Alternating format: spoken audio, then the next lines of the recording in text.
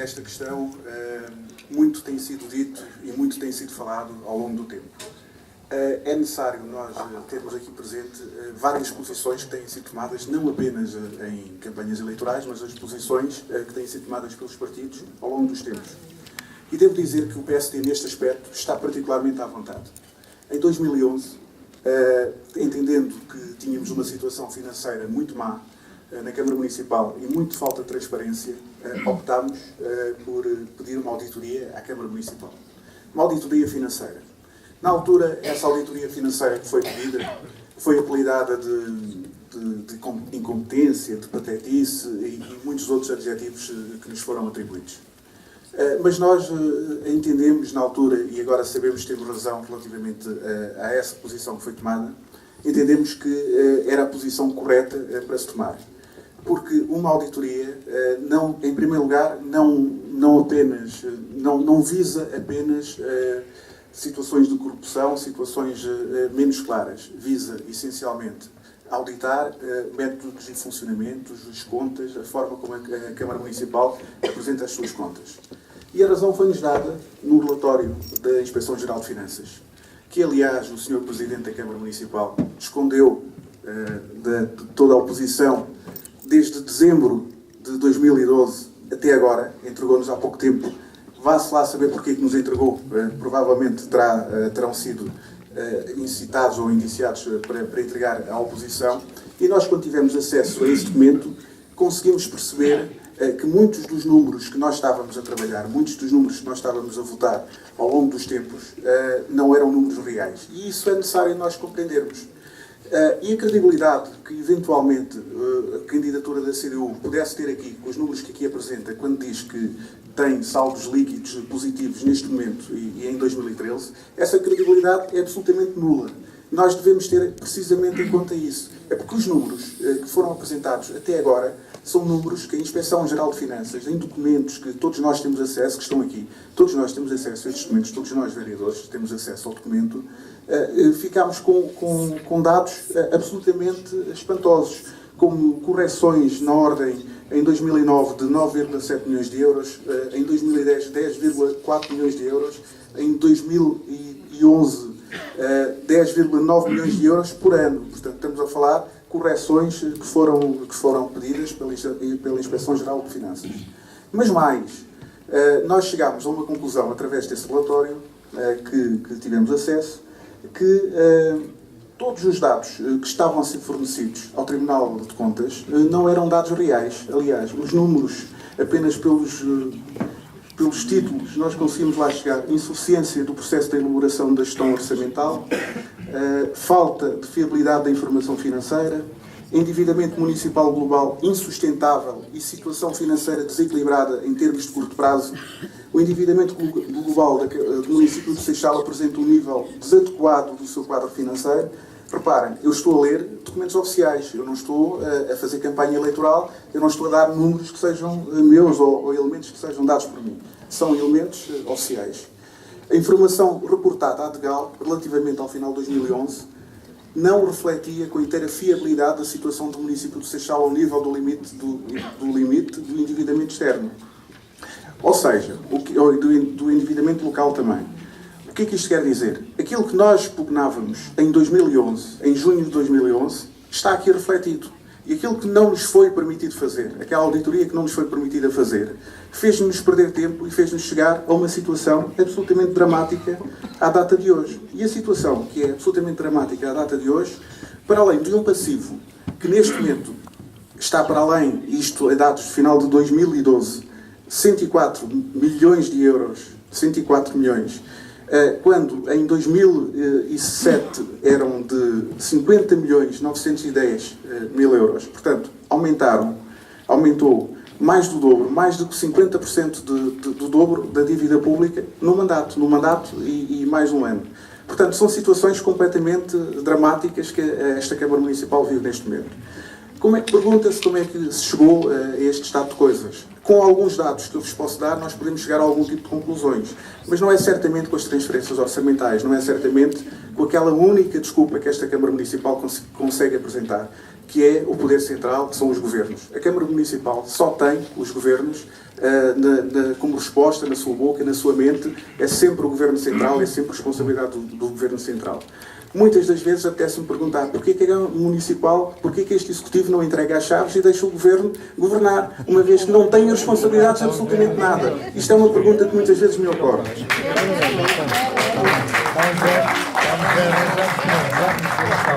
Em 2012, o Seixal é o 9º concelho do país com maior aumento de receita de IMI.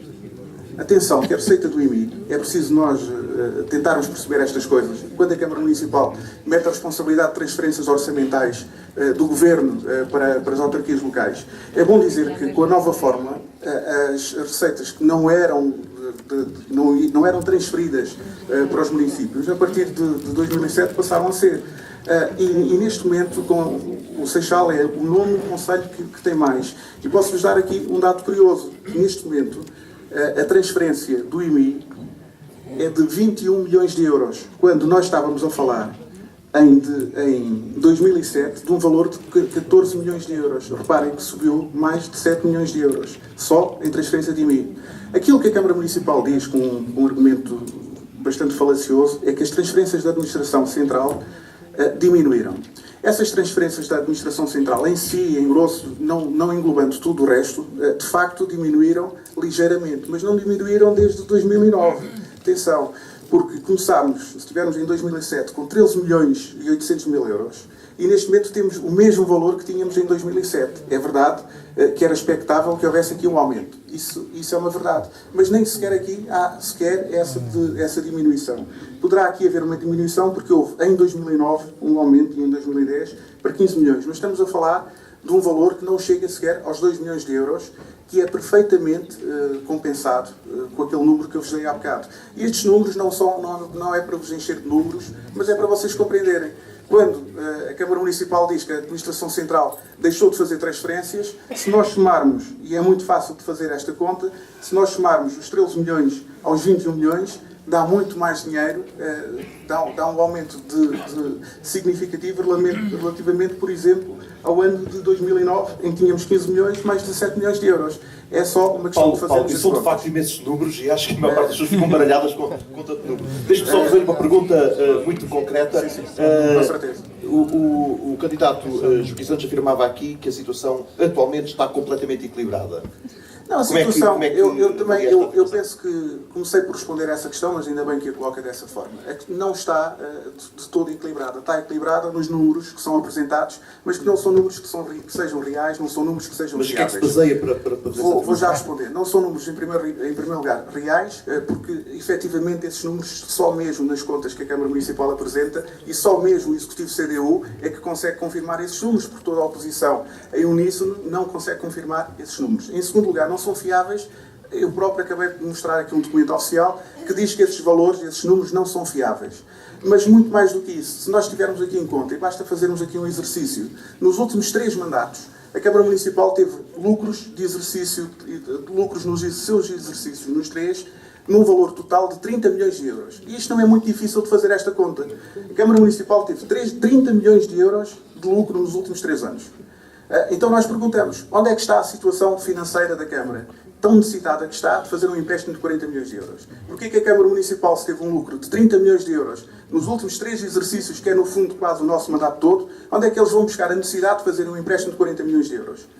A própria prática, basta as pessoas pensarem nisto.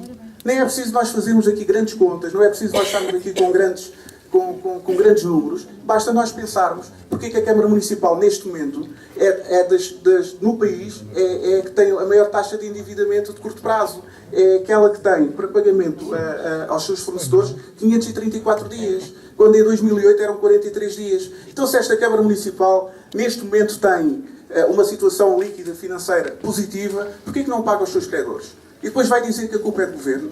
Então, mas a culpa é do Governo que a Câmara não paga, que as empresas estejam a fechar, que estejam 543 dias para receber. Vocês fazem ideia do que é estar 543 dias? Porque isto é um número, mas na vida das pessoas não é um número. É muito mais do que um ano. Estamos quase ao final de 2 anos e não conseguimos receber. Um fornecedor não consegue receber desta Câmara. Para além da própria má imagem que a Câmara Municipal acaba por ter no contexto global, que aparece sempre nestes rankings de uma forma bastante negativa. portanto, é bom nós refletirmos sobre estes números, é bom nós percebermos que esta Câmara Municipal não tem, neste momento, credibilidade alguma para apresentar números. E os números que estão aqui a apresentar são contrariados por documentos oficiais. Muito não obrigado. São contrariados por documentos da oposição ou por contas feitas pelos nossos contabilistas. Muito obrigado, Paulo Edson Cunha.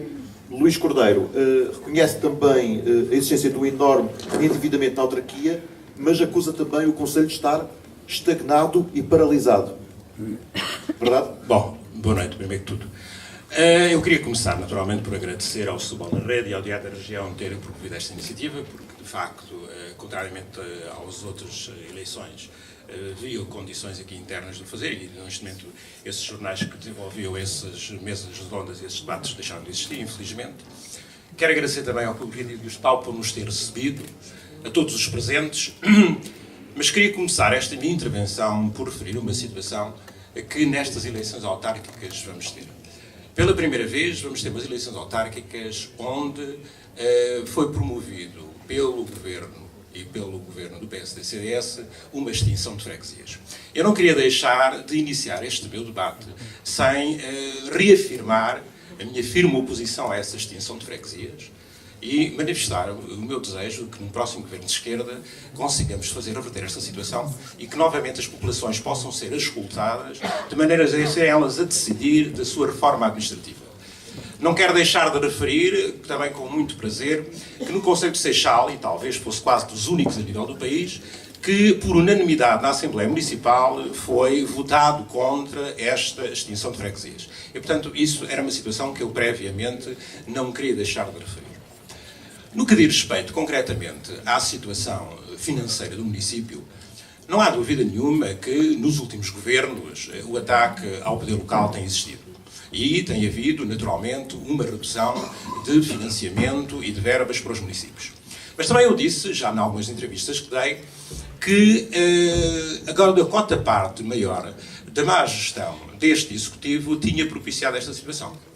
E ela é afirmada, o candidato Joaquim Santos falou aqui que uma das receitas que maior quebra teve no município foi o IMT.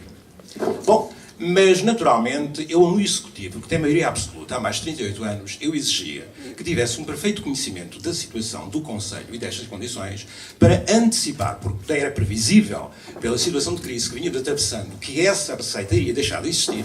Exigia-se a um Executivo que tem esta experiência do poder, e de um poder com maioria absoluta, que naturalmente tivesse antecipado em sede orçamental essas situações e não tivesse deixado que a situação chegasse ao ponto que chegou. Ao longo dos 4 anos que estou como vereador, muitas vezes eu abordei a situação em termos orçamentais de considerar os orçamentos irrealistas e inflacionados. E fui sempre acusado de que o irrealista era eu e que os orçamentos eram perfeitos. Outra questão que eu coloco, como é que se tem 38 anos de experiência e se fazem orçamentos tão desfasados de uma realidade? É de exigência, claro, que o orçamento seja um documento que cada vez mais se aproxime da realidade.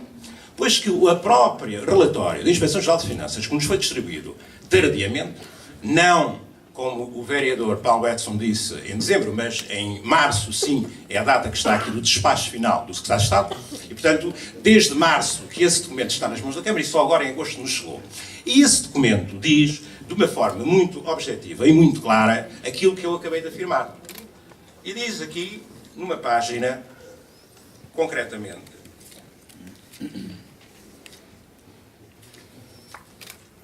na página 13, diz claramente que, através do empolamento de receitas orçamentais, criou-se a possibilidade de realização e existência de despesas de elevado montante para o pagamento das quais não havia, de facto, disponibilidades financeiras.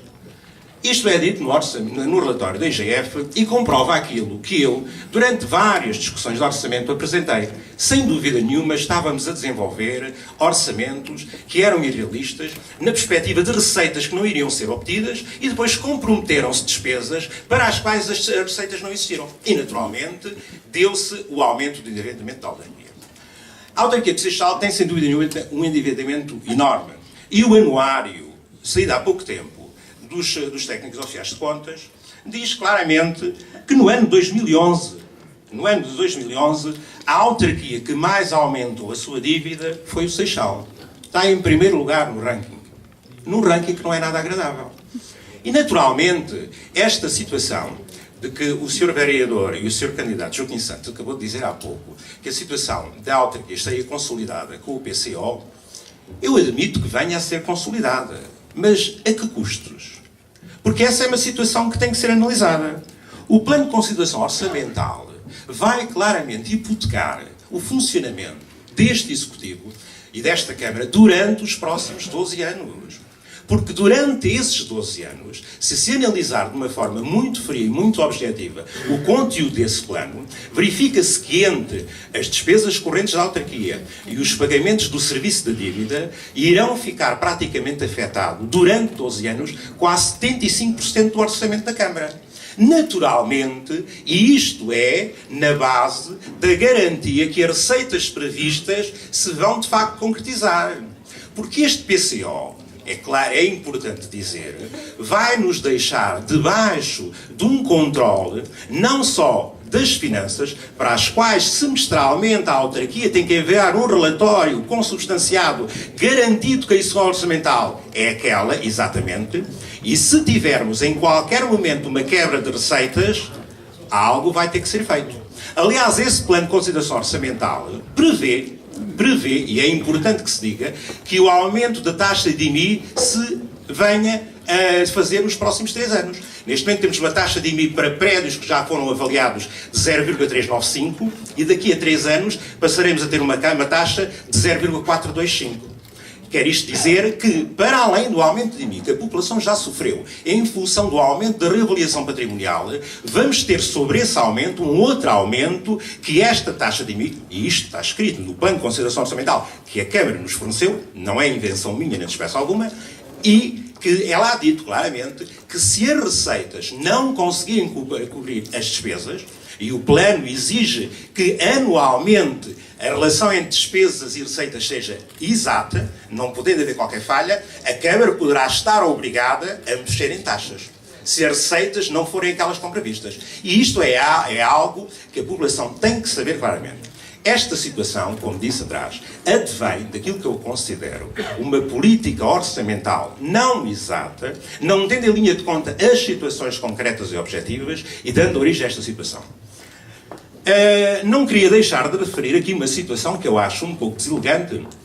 Sem dúvida nenhuma, eu também pauto que, da parte da autarquia, existe um atraso muito grande, e uma falta de vezes, no fornecimento de documentação aos vereadores da oposição. E aquilo que foi dito, que o Sr. Presidente tinha assumido o compromisso de que as situações colocadas pelo Tribunal de Contas deveriam ser distribuídas, ainda não foram, e a autarquia sempre me acusou, a mim concretamente, quando votei contra o PCO, de eu não ter colaborado em nada na elaboração e na apresentação de propostas para garantir essa situação. Pois eu nunca tive possibilidade de fazer, visto que muitas vezes não me é dada a oportunidade de contribuir, pois não tenho conhecimento das situações, como agora se verifica, visto que é a Câmara que está a preparar a resposta às questões colocadas pelo Tribunal de Contas e eu nem tenho conhecimento dessas condições e, portanto, em nada poderei contribuir para algo que desconheço.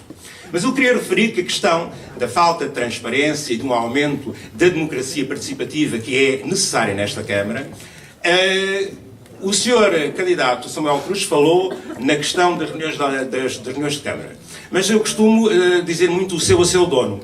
Quem apresentou em sessão de Câmara um documento escrito que tenho aqui à minha frente e depois não foi aceito para ser incluído na ordem de trabalhos de Câmara acerca das reuniões de Câmara serem descentralizadas e passadas a feitas a partir das 20 horas, fui eu. E, portanto, agradeço ao Sr. Samuel Cruz que, quando falo nesta situação, reconheça que quem elaborou essa proposta, por escrito, inclusive, fui eu e não o vereador do Partido Socialista.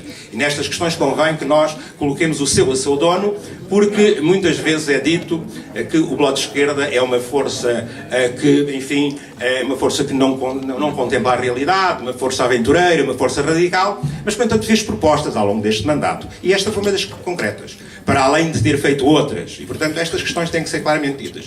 Na questão que me colocou de considerar que o município está estagnado e imobilizado, está porque, sem dúvida nenhuma, se nós verificarmos, nos últimos tempos, por acaso, nos últimos tempos, são umas coincidências que têm acontecido, situações que eu também apresentei várias vezes ao longo do meu mandato na Câmara, que era, por exemplo, a criação de incubadoras de empresas. Há 8 dias atrás foi inaugurada a primeira. A questão da reabilitação urbana, há pouco mais de 2 semanas atrás foram efetivamente aprovadas as primeiras ARUs, as propostas das primeiras ARUs, que eu também tinha apresentado há muito mais tempo. Portanto, há um conjunto de situações. Sem dúvida nenhuma, o Conselho tem um desemprego muito grande. Eu tenho um conhecimento profissional, claramente, muito grande daquilo que é o desemprego neste Conselho. É um desemprego que precisa de uma dinamização em termos económicos, mas precisa claramente que da parte da autarquia seja conseguido desenvolver todo um processo de maior agilização. Luís Cordeiro, porque, como eu digo, desculpe interromper, já falou ao mesmo tempo que os outros e também entrou numa outra área do desenvolvimento. Já lá vamos. Estávamos ainda na questão das contas da autarquia. Passava agora a João Noronha. Tem dito também que há uma má gestão da CDU, que é responsável pela situação financeira da Câmara.